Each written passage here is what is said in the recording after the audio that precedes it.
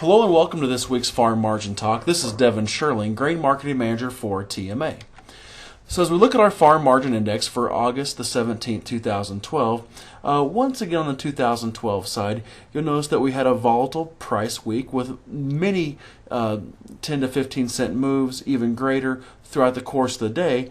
But from a cash price perspective, the only crop to gain from last Friday to this was our corn prices locally with a 10-cent increases, while beans decreased by 7 cents per bushel on a cash perspective, and milo was down 2 cents, as well as wheat was down 7 cents. But where we saw the interesting activity was out on that 2013 crop, where our corn profitability saw the biggest decrease, with irrigated corn going from $4.16 an acre to $3.90, where we're at right over here, and dropping $26 an acre, while dryland corn dropped $13 an acre. And we actually saw an increase on beans from $9 on dryland and $6 on irrigated. So it's interesting to watch how this plays out, and kind of is the starting of that battle for acres for that 2013 time frame.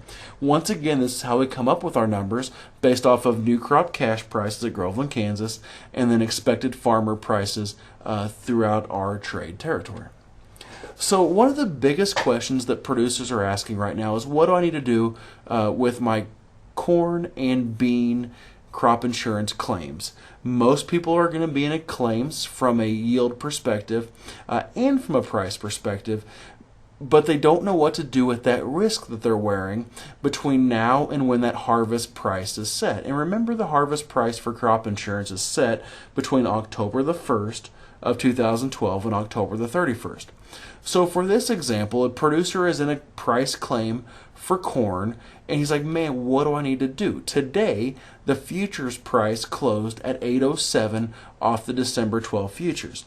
Remember, the base price for crop insurance, which is down here at the bottom, was set at $5.68, and that was the February average of these same December futures.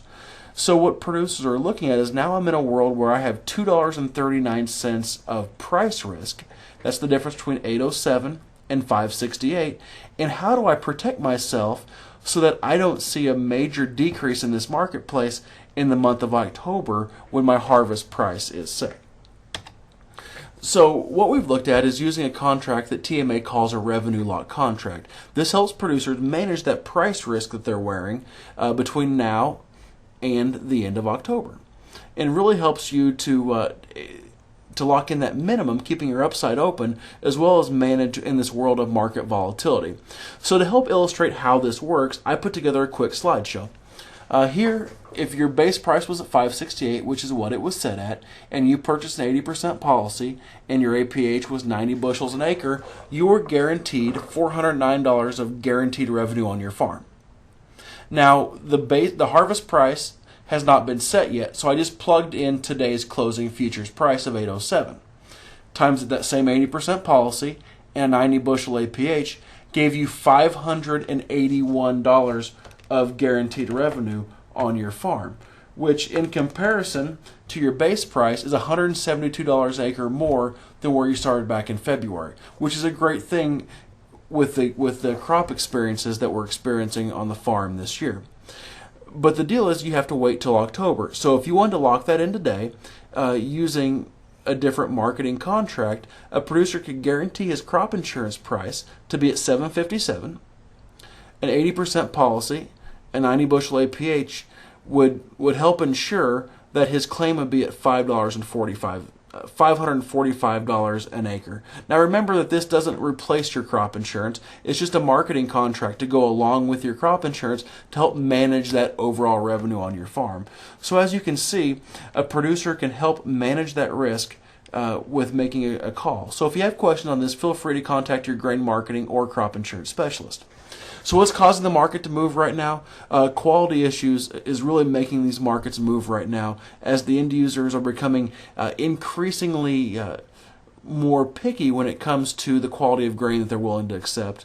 Weather concerns, here in central Kansas, our beans still have a great chance of making from the double crop perspective with a little bit more rain. And so do a rain dance, everyone, please. And then harvest activity as it continues to to move throughout the Corn Belt and we see what type of quality we're looking at.